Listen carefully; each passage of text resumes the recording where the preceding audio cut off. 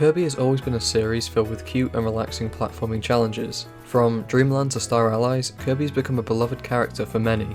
He's kinda like a weirdly adorable hybrid between a ping pong ball and a vacuum cleaner. One of the most anticipated changes in the Kirby series was the switch from 2D to 3D, and now we are finally getting a 3D platformer title, Kirby and the Forgotten Land. Before I begin, let's take a look at the Mario franchise. Galaxy, 64 and Sunshine are of course all fantastic games, but Odyssey is really the one that takes the cake, and I'm seeing a lot of similarities in Forgotten Land. While it doesn't look anywhere near as open and free to explore as Odyssey is, you still get a much broader area than in other Kirby titles to jump around and interact with. This third dimension is a breath of fresh air for Kirby. There is realistically only so much you can do with 2D platformers, but when you add that extra room for movement, it completely changes combat, exploration, and the control you have over your character. As an example of this, let's go back to Mario again. Any of the Super Mario Bros. Games or the new Super Mario Bros. Games all follow the same general themes in gameplay. You're running across a stage from left to right, you have an X-axis and a Y-axis, and an array of different power-ups. Now, this got a little stale over time, and to spice things up, Nintendo added the Z-axis, and thus Super Mario 3D World was born. And while this didn't completely change the game, it was enough to make it feel like a new and different experience. The introduction of the Z-axis to Forgotten Land feels like it's going to have the same effect. The goal of the game won't change, but how you make your way towards that goal will.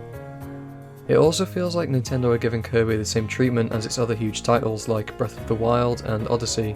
The game looks really beautiful, and I'm in love with this overgrown city aesthetic. I think it's got so much potential, and the graphics are looking really nice and easy on the eyes, and from what we've seen of the stages, there could be tons of fun hidden stuff within the game.